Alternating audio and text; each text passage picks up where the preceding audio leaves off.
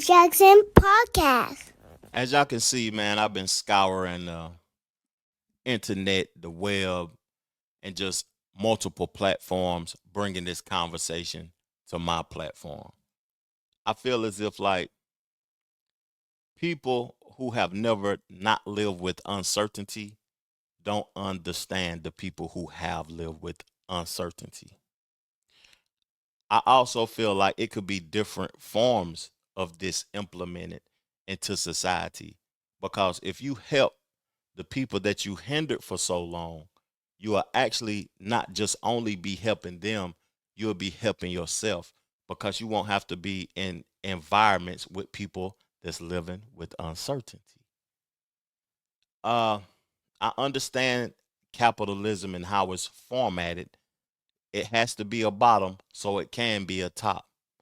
Just what part you want to play. But I feel as if this conversation is necessary. And let's tune in and see what these brothers are talking about on the Joe Rogan Experience because I never seen this before. And let's further the discussion in the comment section. I'll be in the comment section chopping it up with y'all so we can have a great discussion, man. I appreciate y'all for tuning in to my platform. Let's go.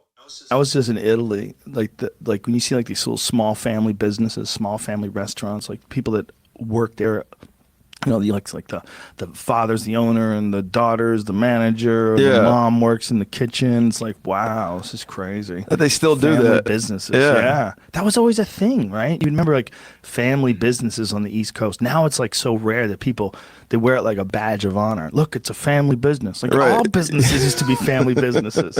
No, yeah, everything went corporate though. Yeah, man. There's certain places where that's not the case, though. Like, you got to really appreciate. There's one of the things you appreciate about going to Italy. Mm-hmm. There's just like a bunch of little places. I mean, they have nice stores, like if you're in like Gucci shit and stuff like that. They have nice stores. Yeah. But the restaurants and all the places where you buy things, they're like people's shops. Right, they're not boutiques. They're just like, yeah, I go to Craig's or I go to It's not Tiffany's. Target or Walgreens or Sears. It's not. There's no corporate to it. It's just families. It's weird.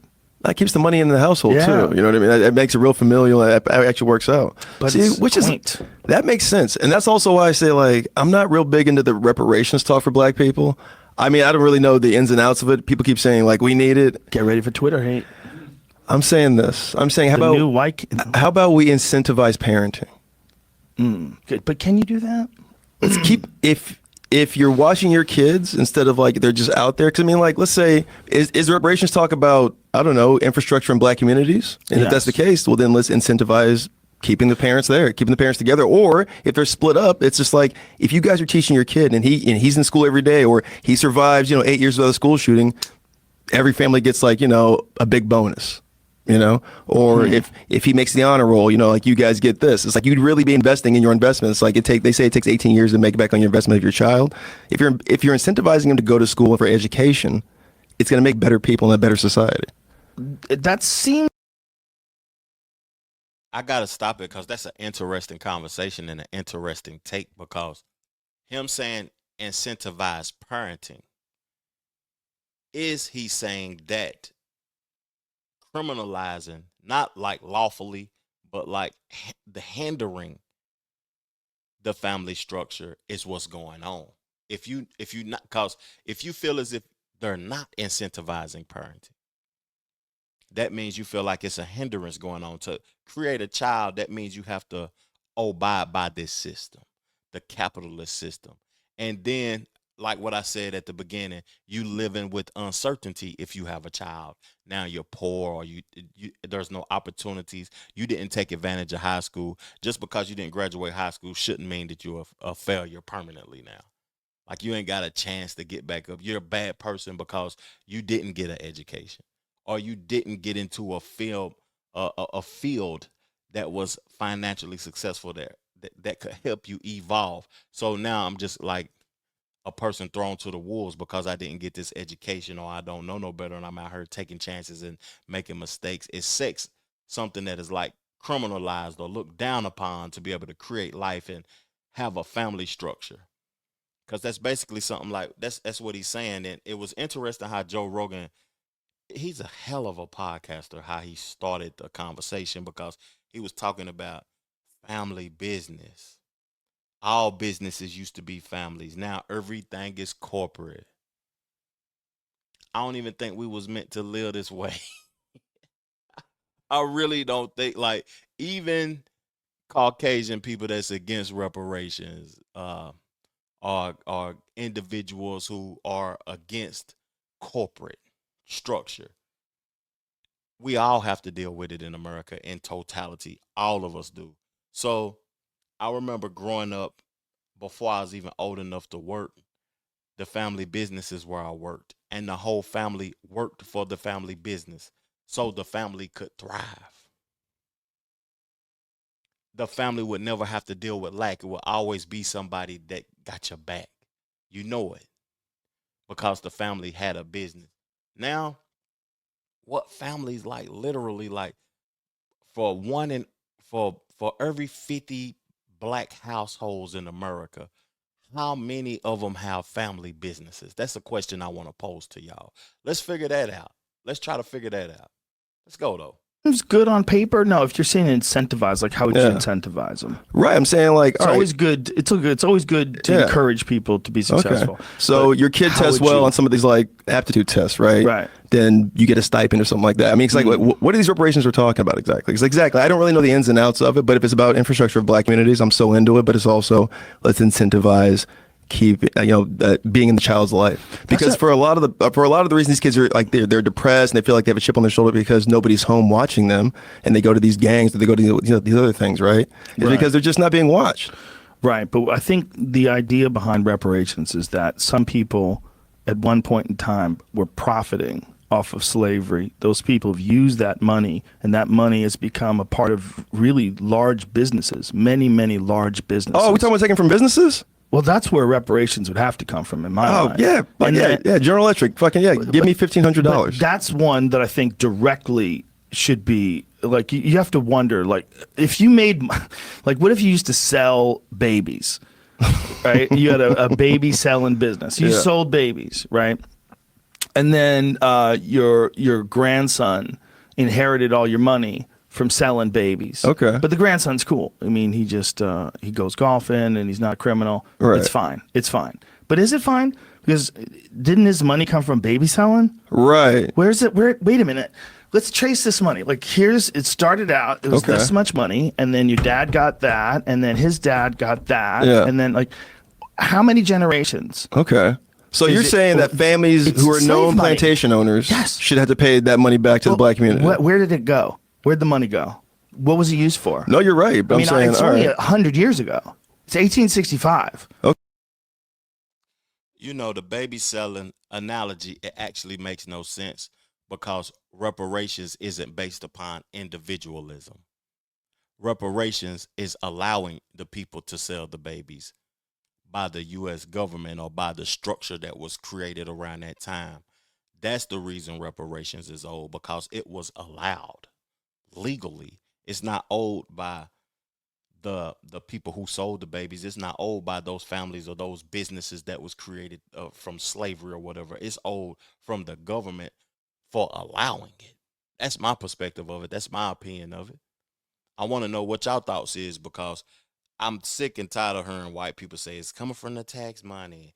I ain't giving nothing towards reparations, but you'll help fund wars. You'll help fund stuff going on in Israel. You'll protect Israel, but you won't protect your own because you don't view us as your own. But we on your own land, and we actually aren't individuals. We actually aren't separate. We're a whole because we have to live together.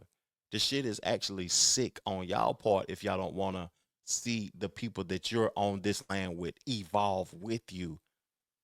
It's actually weird.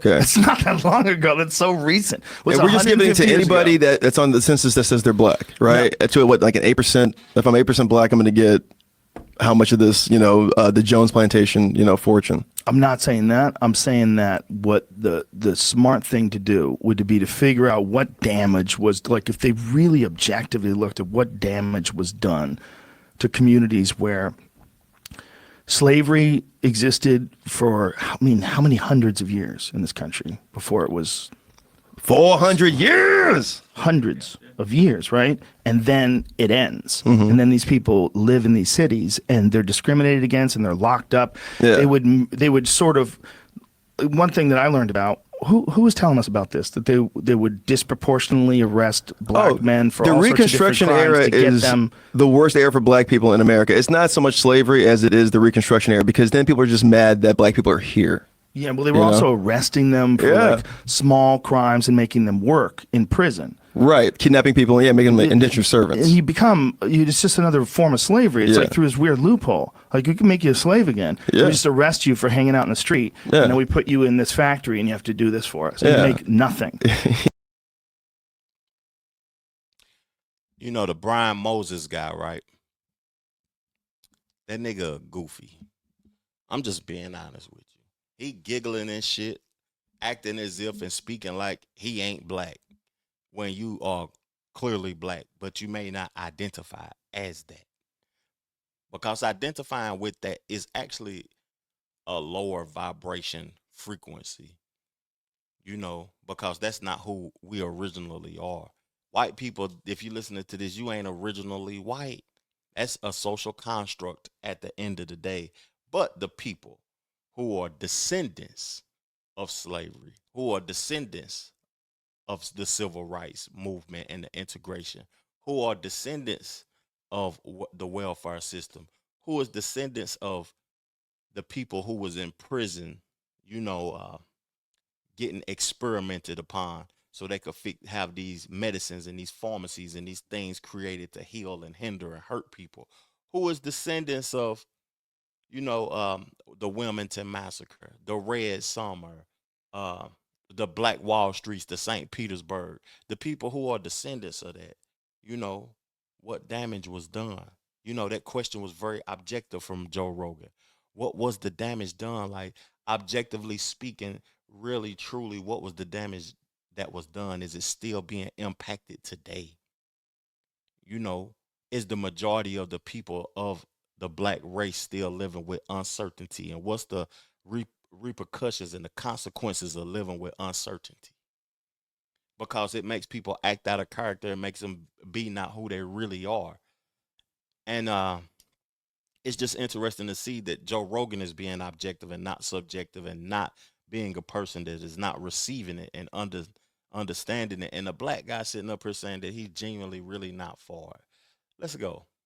I mean, it's basically the same thing as slavery. When you find out what they make in prisons, when you go, wait a minute, they work for like 13 cents a day or whatever the fuck they get. Right. Like, what? They're figuring out how to, they're modernizing slavery. Yeah, because somehow or another that's okay because we got them locked in a box.